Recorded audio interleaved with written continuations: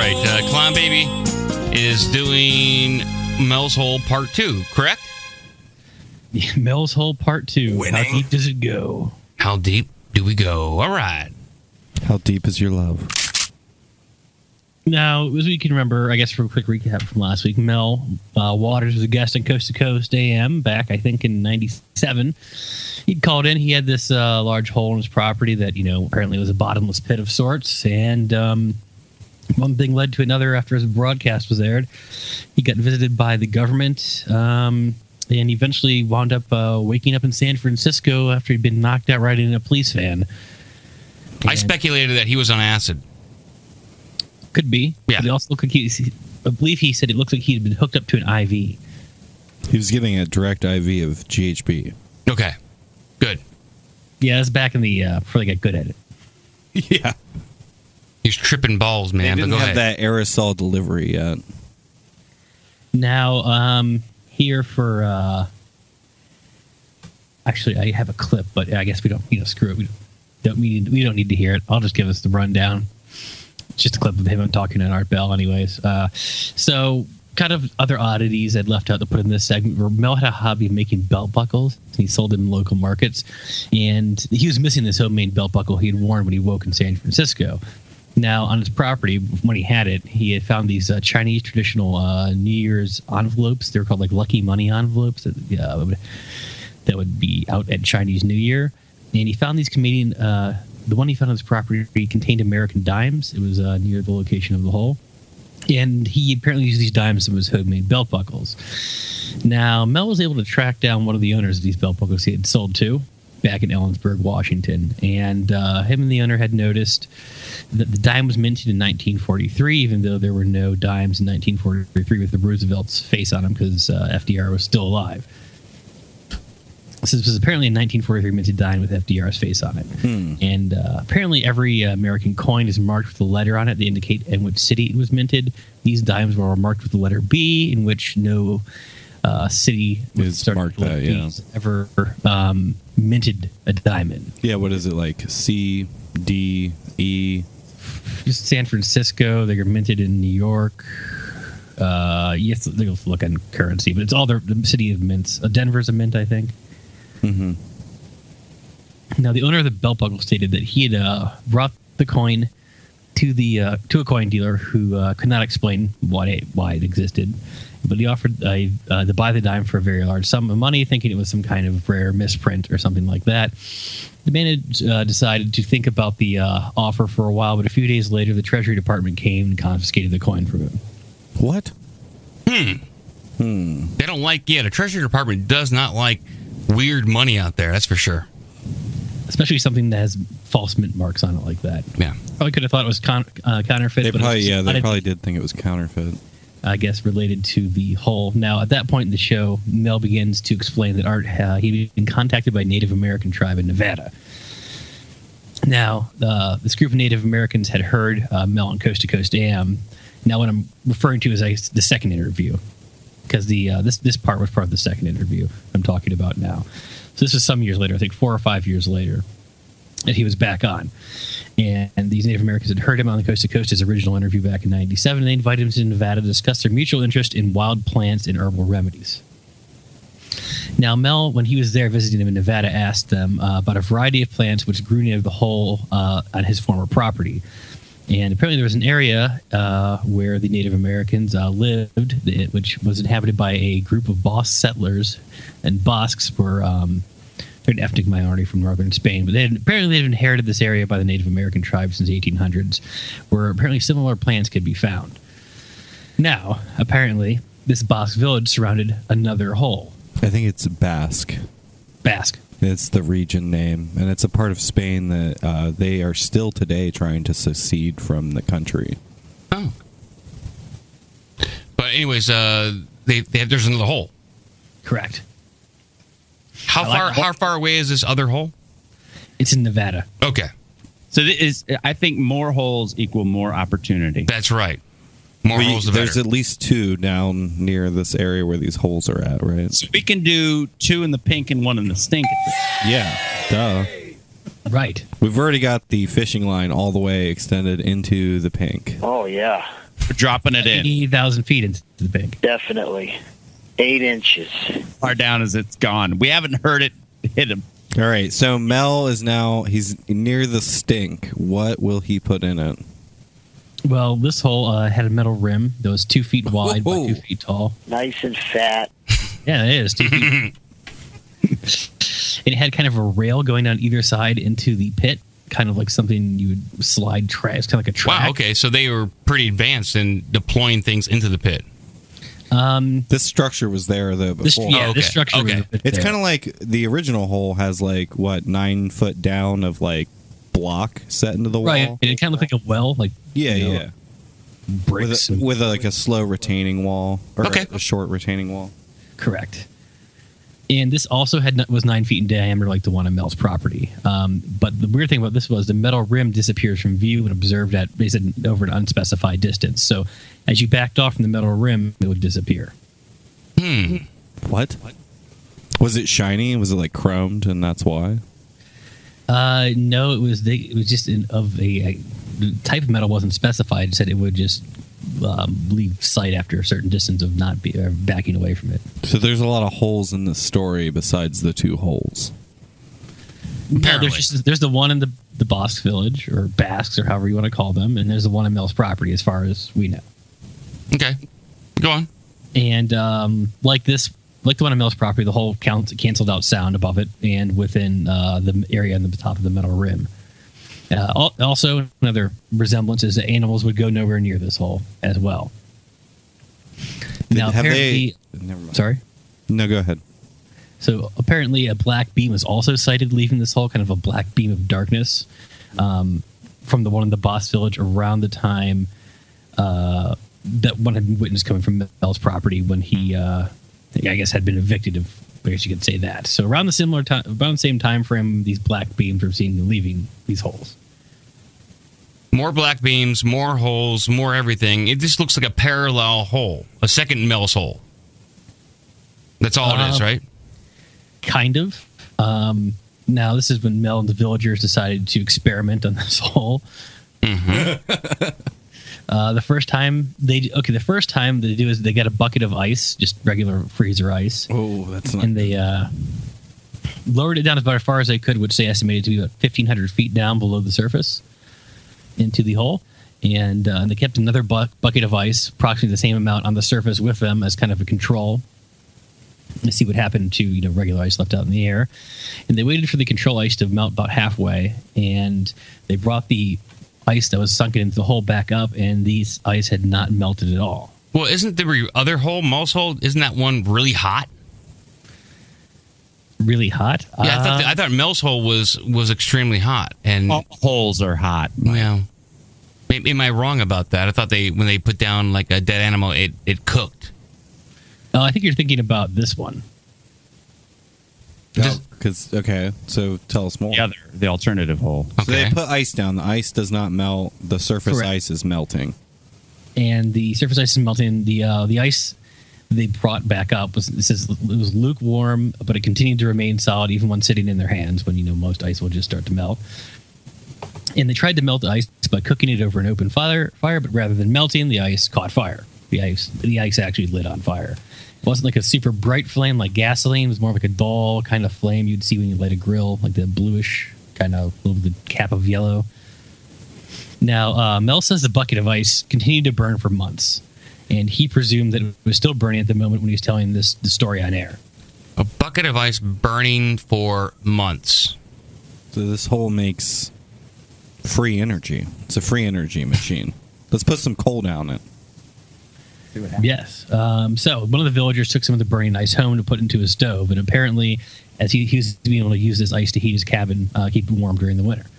And so they repeated this bucket experiment with ice, and they said they were able to duplicate the results about a third of the time by getting the ice to not melt and would catch fire. It's not bad, third of the time. It's not bad. You might be able to make some money off that. Yeah, it's a profit maker. Yeah. They should have sent, like I said, they should have sent some coal down there. See what happens. Get that coal burning. But so one of the boss wanted to be lowered into the hole, and they One of the people. Yeah, one of the people said, "Rope me up, lower me down." Pretty much. Okay. I'm ready. Put me in the hole. Put me in, coach. Yeah, put me in, coach. But they talked him out of it because they said what happened to the ice kind of mutated. Essentially, they made magic ice. So they. If we bring you back up, we might have to set you on fire to see if you catch fire. So they said they lured a sheep into the pit. Oh. Now this sheep put up such a damn fight when they were bringing it closer to the hole. They had to beat it over the head to get it into a secured wood crate. Good. Damn straight. So when they placed the crate, so the sheep did somewhat come to and started freaking out. But whenever they placed the sheep in the crate over the hole, you couldn't hear it anymore. You could see it shaking, and the sheep, presumably be making noise and freaking out still, but no sound could be detected.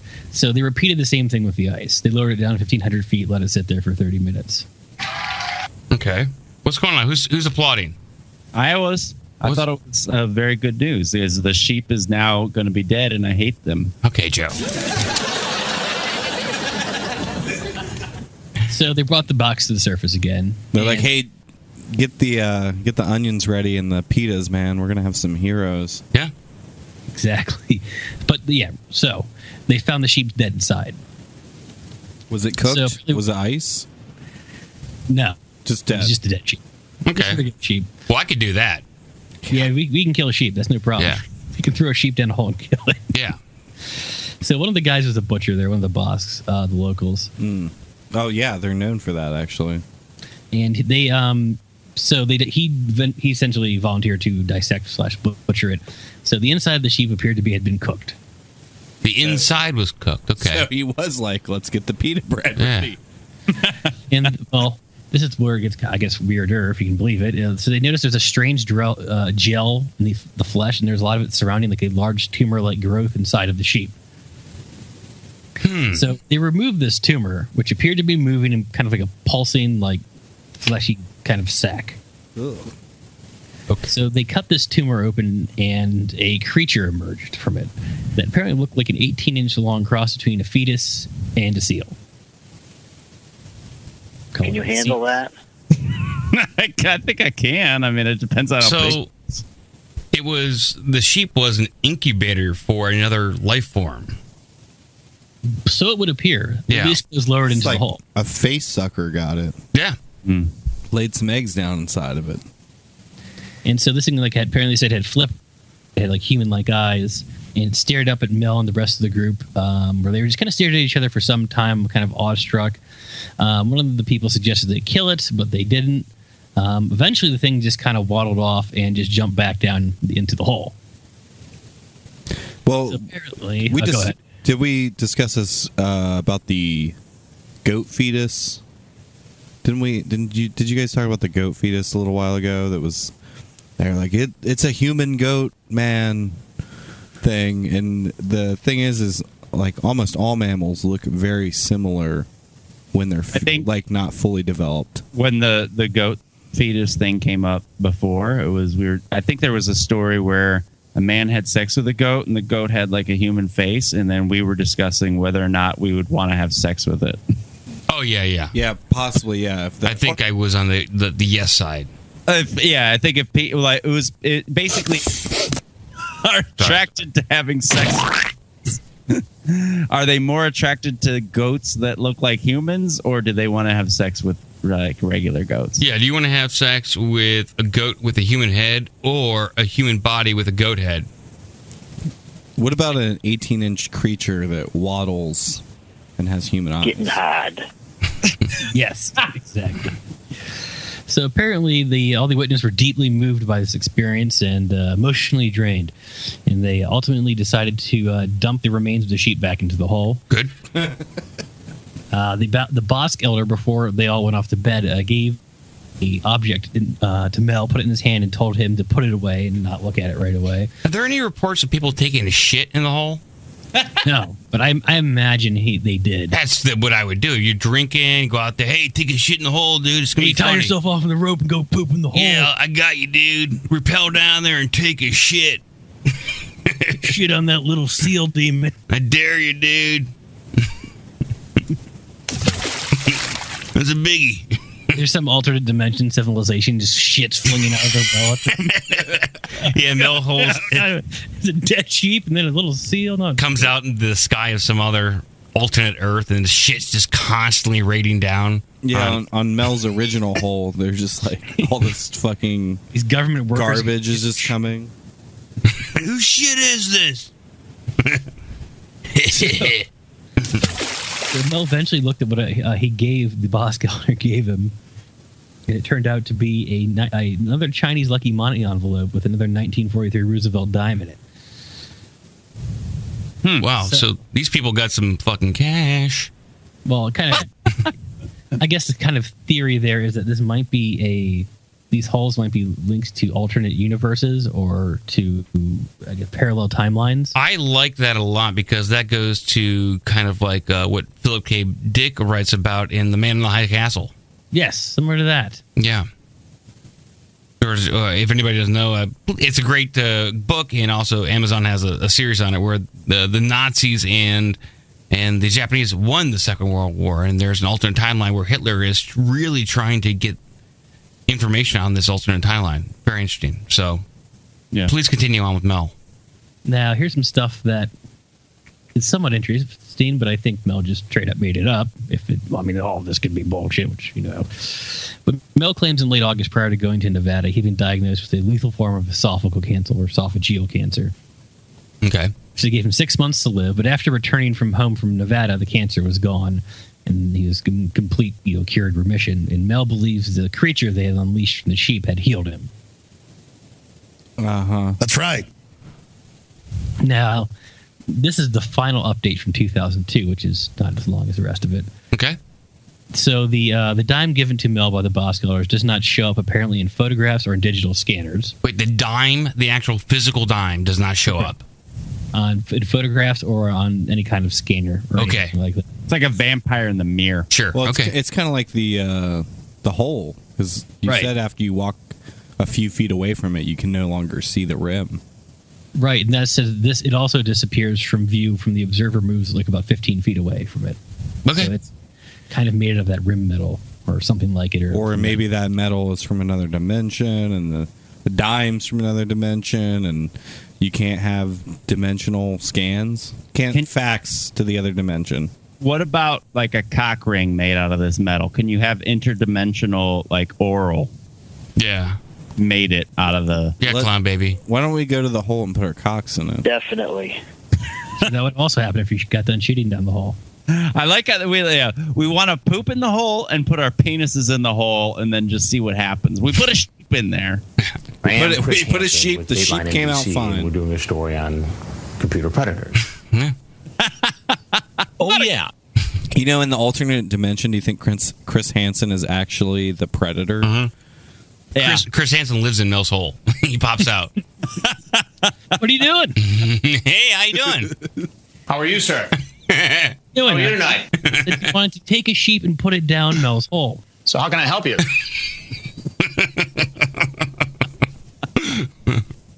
A business to run. Yeah, he hops online and tries to get people to come to Mel's hole to shove their dick in there. How are you, sir? Welcome. Okay, Hello, so how are you doing? Can I tease and please your blank with my tongue? All right. Yes. Thank you. I've never been to this hole before. It's one of my favorites. Now that I know there's two, I think I need to try both. Apparently, Earth has one of a few glory holes in the solar system. And that's what Mel's hole is. It's an intergalactic glory hole. Oh, yeah. interdimensional glory. You'd absolutely love it. Dimensionally. Okay. Go. I'm sorry, Jeff. Go ahead. The final update from Mel. Apparently, after Mel had left and reported back to Coast, there apparently been helicopters been flying over the Bass Village since Mel reported the second hole, and the burning ice in the one man's house. It took his cab. He took to his cabin to use as fuel. It ended up sucking the moisture out of the surrounding air, keeping him thirsty and his skin dry. And this happened to the point where his cabin disintegrated into a pile of wood dust. And the stove began to sink into the ground. Now here's where this gets just kind of like, oh, by the way, this happened. Mel said he contacted one of the government agents who had been involved with the first hole about the cabin and the stove, and then the government apparently had sent heavy-duty construction equipment to the site, and it took multiple large cranes to lift the stove out of the ground, and one of the largest trucks on Earth had to haul it away. And so apparently this seal-like creature has returned to the village occasionally, and they found a way to the creature could speak with them through radio devices. And the voice coming through the radio, it could not be recorded, and when they tried, all it showed up was a series of just radio tones. The stupid seal-like creature is talking through an iPod and they can't record it. Correct. And apparently the creature warned that the burning ice is very dangerous when improperly used, and that it could probably and would destroy the world. The burning ice? It's some kind of like infinite fuel source or something that could most likely... It sounds like dark dark matter, like energy machine. Kind of thing. It's kind of like in Futurama when the aliens' poop is the power source of the spaceship. Yeah, okay. And it's super concentrated like dark matter. Okay. So it's like super heavy, very dense. So the last thing the seal said was there are beings living on other worlds who planned to move to Earth if the humans were to destroy ourselves through nuclear war, and that they would also most likely misuse this dark ice energy as well on the world. It will be nice. I think you will love it. Yes, and and then Mill has not been heard from since that final interview. Wow. Well, that is the conclusion to our Mel's Hole overview.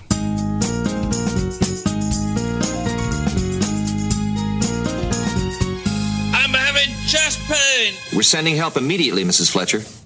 I'll bring back Monster of the Week next show. Yeah, I like this Mel's Hole thing, but it's so out there. I mean, it is a supposedly, in theory, a tangible thing you can go visit, but there's been nothing I can find online. There's no pictures. There's been no video evidence. There's one Google Earth thing that I found. Yeah, but you can Google Earth anything, black it out, and then claim that's it. Oh, no, this is actually like a hole like out in the area where he lived.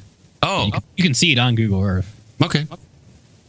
It's in the same mountain range, which I guess hypothetically could have been the hole. Who knows? He could have just had a fucking old well, and he decided to, take a bunch of drugs because he had cancer and decided to go bullshit Art Bell. I'm going to shit in the well and go call a radio station. Well, and it does strike of a tall tale that just got out of hand. Like, oh yeah, we found another one. There was a seal creature. Yeah. And it healed my cancer, and it could talk to you. And there's burning ice. There's magic ice. It's like a ghost story. That we could make magic ice, but only 1 out of 3 times. I like it. Yeah, like the first part of the story seems like, something much more plausible than the second half. It degenerates. But the connection between the Chinese New Year's lucky money envelopes and the Roosevelt dimes kind of gives you at least a bridge of perhaps a parallel timeline. It quickly there's became... no physical proof because the dimes can't be photographed, or it's a little...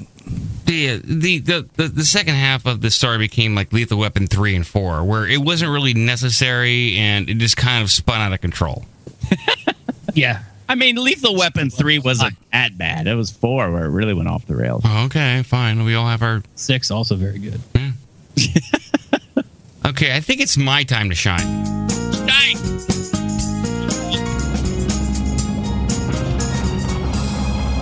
You're listening to Our Big Dumb Mouth, the guardians of the internet.